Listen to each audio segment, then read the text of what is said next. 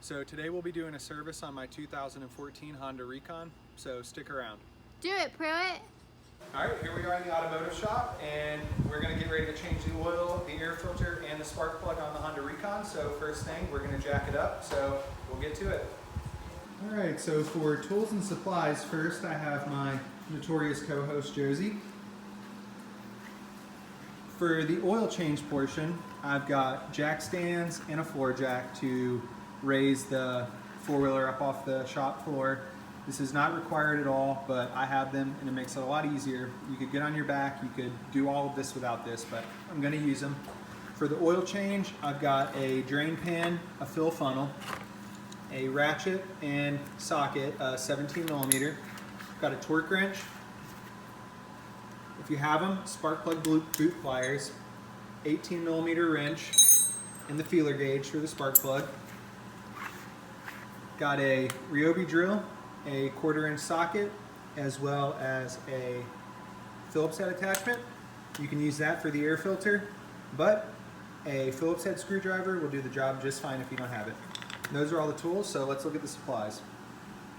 We are going to need the oil change kit and a new air filter, a new spark plug. And I ordered this off Amazon. I think it was 25, 26 bucks for the whole kit. It comes with the oil. This is your sealer ring that you're going to need to put on when you take the drain plug out. You're going to need to put that back on because the sealer ring on the quad is not reusable. It came with the spark plug, the air filter, and the oil all in one package.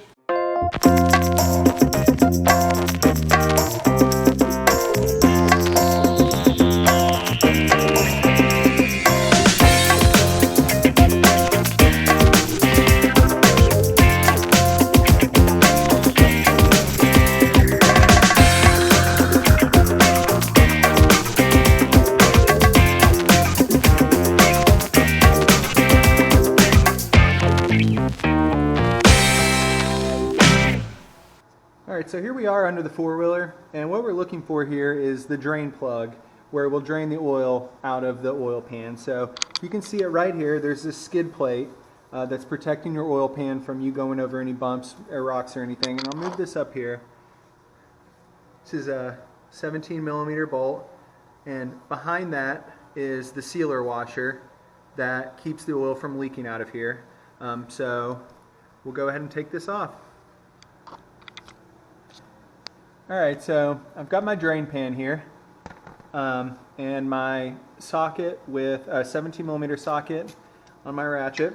I'm just going to go ahead and pop this off.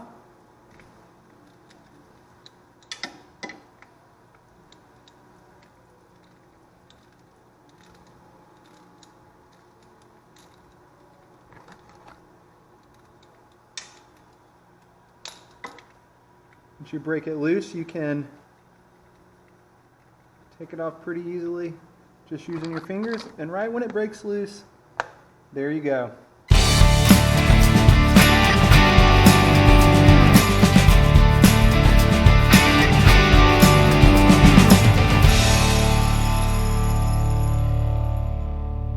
So now here most of the oil is drained out. We just have a little bit of a drip, and what I've done is just taken my shop towel, kind of go up there, clean any dirt and debris that's gotten around there, wipe some of this excess oil up.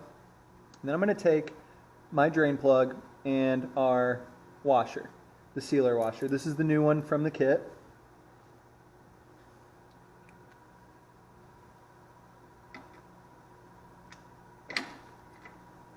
I will get this back started by hand.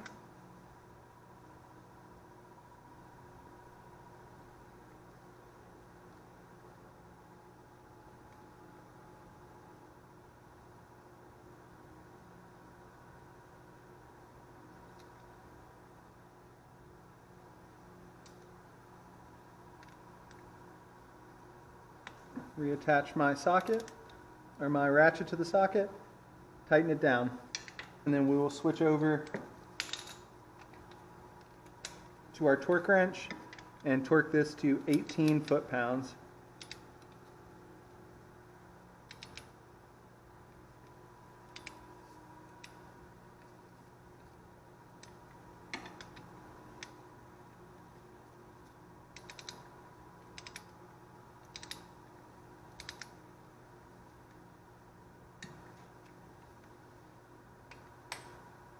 There we go. Drain plug is reinserted. So now we're going to go ahead and get ready to put our oil into the ATV. So the kit comes with 2 quarts of oil, but the owner's manual actually only calls on this Recon 250 for 1.6 quarts of oil. So it's pretty easy to come up with what that number is. So you can see here, this is 32 fluid ounces or 946 milliliters. And on the side, we have all of the measurements for that. So what we need to do is figure out how much of this second jug we want to put in there. So we would take 946 milliliters times 0.4 because we want to put 0.6 in there. So I want to know how much I want to have left after I put 0.6 quarts in there. And that comes out to 378.4 milliliters. So what I'm going to do is, here's my 300 and 400. I'm going to get kind of a rough measurement, and I'm going to fill to about there, and then I'm going to start checking it with the dipstick to make sure that I'm right in the perfect spot.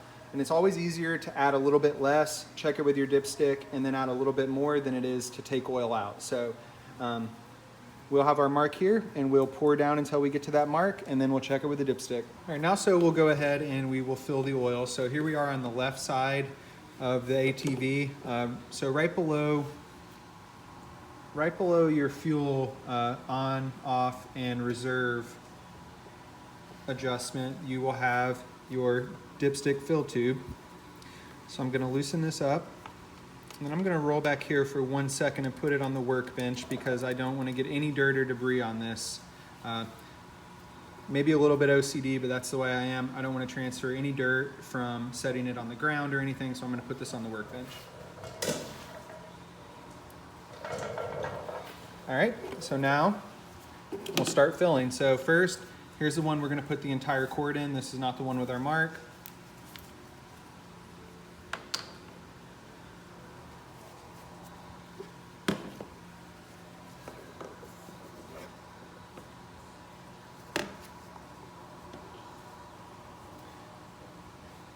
So get your funnel. It's always really important that your funnel is nice and clean. You do not want to have any dirt going into your engine.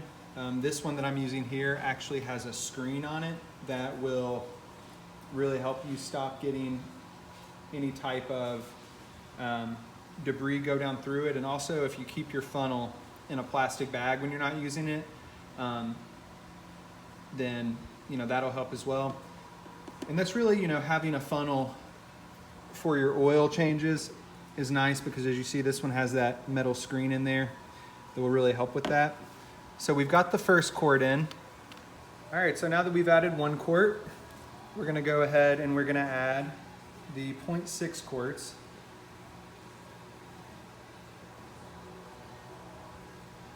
So you want to add, you're adding most of this jug, so you just want to add some and check it.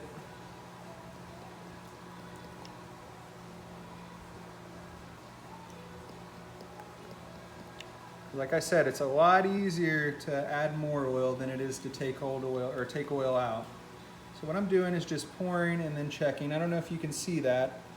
This isn't exactly flat. Really, you should check it on a flat surface, but until you get really close, you can kind of eyeball it. You can see that it's right above my mark still. I'm going to add a little bit more. I'm going to try to set it here on the back. Okay. Still need a little bit more. All right, so now we're going to go to our dipstick and we're going to check it with that. So I'm going to pull this out, get ready to put the dipstick back in. What I want to do is grab this with a towel just to stop it from spilling everywhere and move it over to the workbench.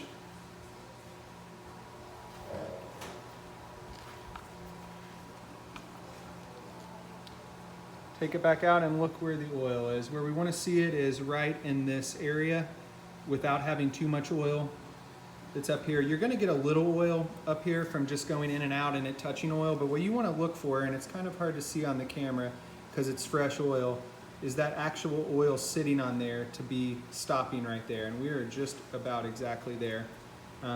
So you'll want to check this again once you finish the oil change and you're confident that you are close on your measurement or you think that you're right, you're going to want to run the engine. Then you're going to want to check it again. But this is just to make sure that you are in the ballpark for you to crank her up and let this oil circulate a little bit. All right, so now we're going to move on to replacing the spark plug. And you have here your spark plug boot is this red wire coming down here, seated on top of the spark plug. And again, this is your fuel switch, so we're right below that. We filled the oil right there. And it's very important that you do not damage this boot, or this very easy job just becomes a heck of a lot harder. So since I have them, I'm going to use these spark plug pliers. But if you didn't have these, you can twist it very gently with your hand, or you can use pliers with a rag in them. But what you want to do is grab the boot and start to just twist it back and forth until you notice that as you twist it, the boot moves. What that's going to do is make it to where the only thing keeping this boot on the spark plug is the little gasket in there, and then that will let me pull the boot right off the spark plug. So see, comes off nice and easy, no damage. If you damage the boot, there goes your Saturday. So now this is kind of a weird angle where this spark plug goes down, because you can't really get a wrench or a socket straight on it. Up here is part of your air system that goes into your air box, and it's a heck of a lot of work to get that air system out to be able to access this from the top. So what I found is that I can get an 18mm wrench on the back side, and I can get it up there and I can break it loose. So I broke this loose just so you didn't have to see me fool with it. It's going to take you a little bit of time to get it broken loose. It's not the easiest thing just because of the angle. But once you get it broken loose, that's really all you need to do.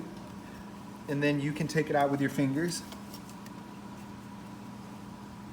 And you'll notice when we put this spark plug back in, these are not in there very tight. We're not torquing this down.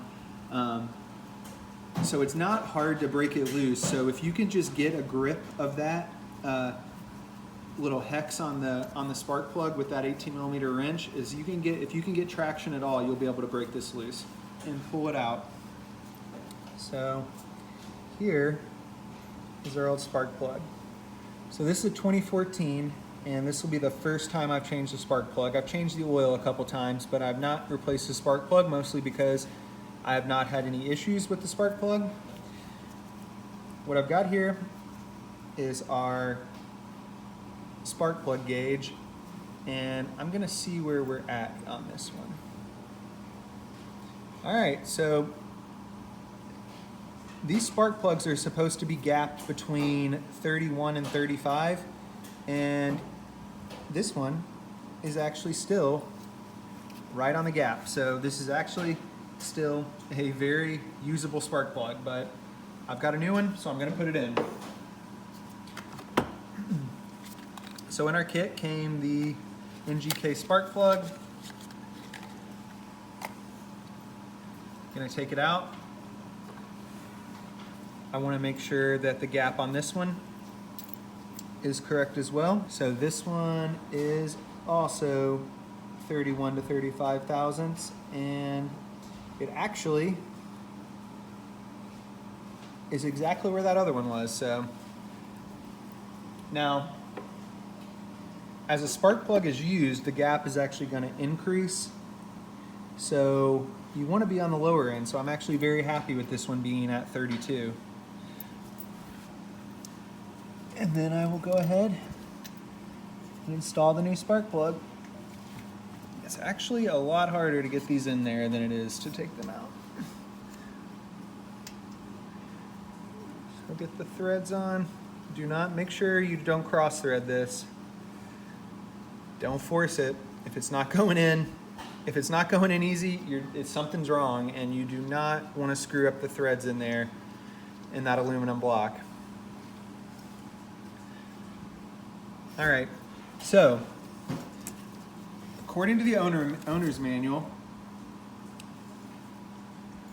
these do not get torqued down, but what they do is you get them seated, and then you give it a three-quarter turn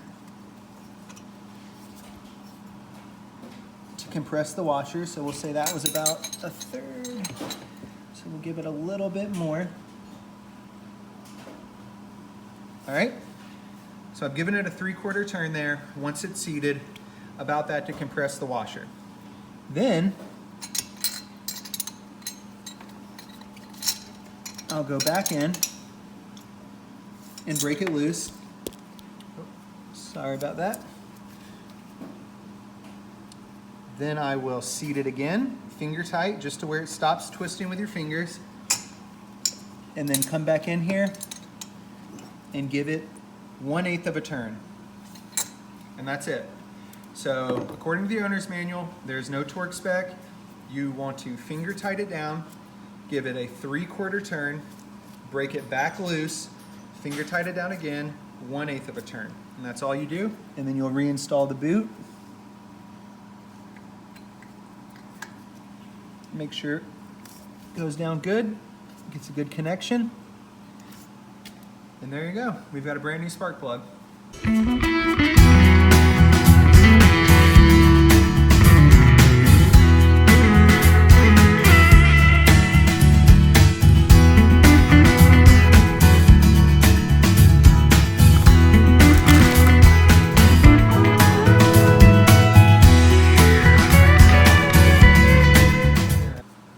So last part of the job, we are going to change our air filter. So here we have our new air filter, and we'll release the seat, and here's your air box. So these clips right here are what's holding the top on. Just pop those clips off.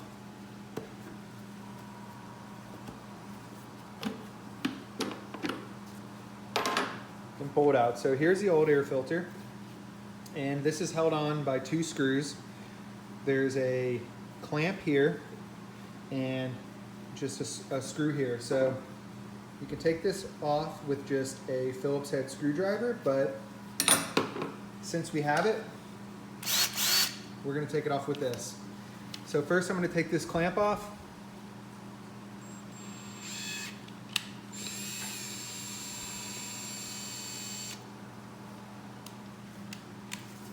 Then I'm going to take this screw out.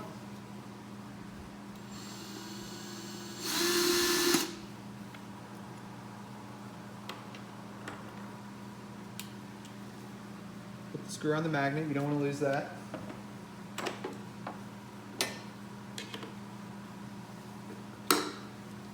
Take out this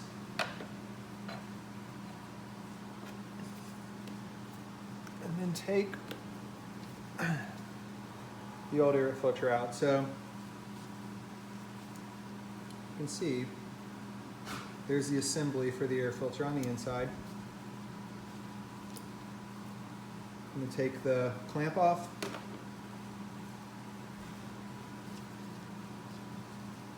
And what I'm going to do is work this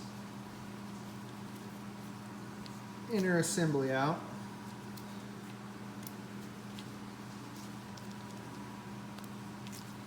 Just work it off, and then it should come apart in 2 pieces, and this is what we're going to replace. So it's actually another part that I haven't replaced yet, and it's a little bit dirty in some spots, but I mean overall this would still be a fine air filter. Again, I bought the kit and this came with it, so we're replacing it. So now we need to get this back in.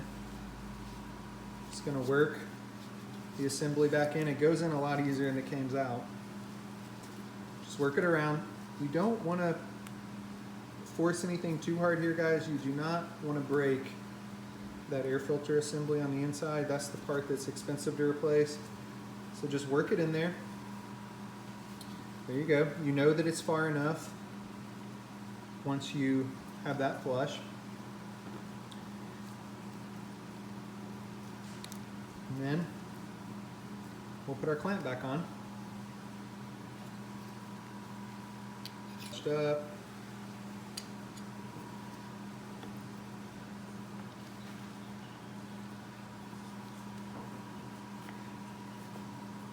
So I got that back on. Get this clamp where you can easily access it. And then get your bracket back.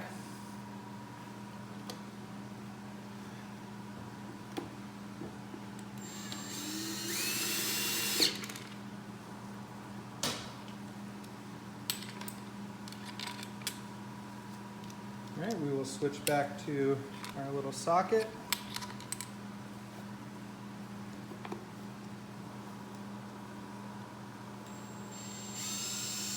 We'll start to tighten down this clamp.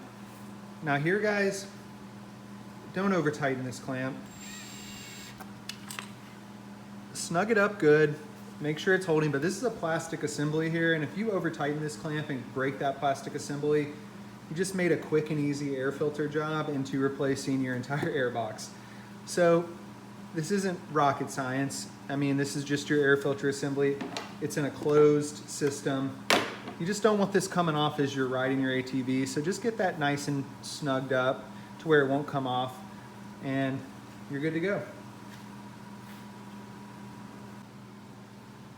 All right, so we've completed the service, and as you can see, we've opened the shop door. We don't want to have any exhaust fumes in here. We have the fan going on high. Moment of truth.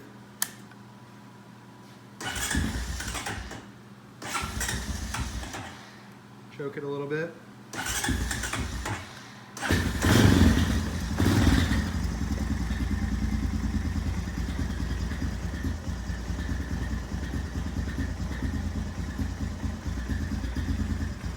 So it's going to take it a minute to warm up and get onto a controlled idle, but what we want to look for here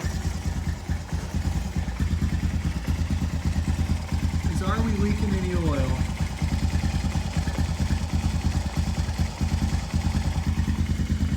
Doesn't look like it. We started up good, so we know that the spark plug is working fine.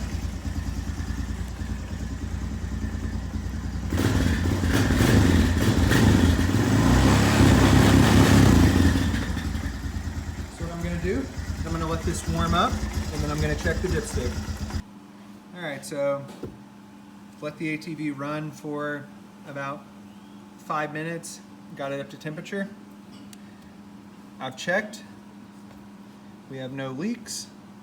Once we heat it up, we idled without choke. We're getting plenty of air, we had plenty of ignition. The last thing to check is that we got the oil level right.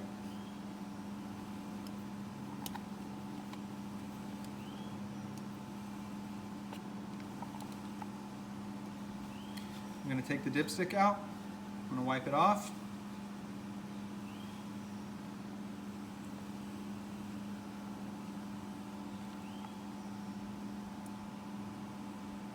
There we have it. Right in the middle of where we want it. No leaks, no runs, no errors. We've completed the service.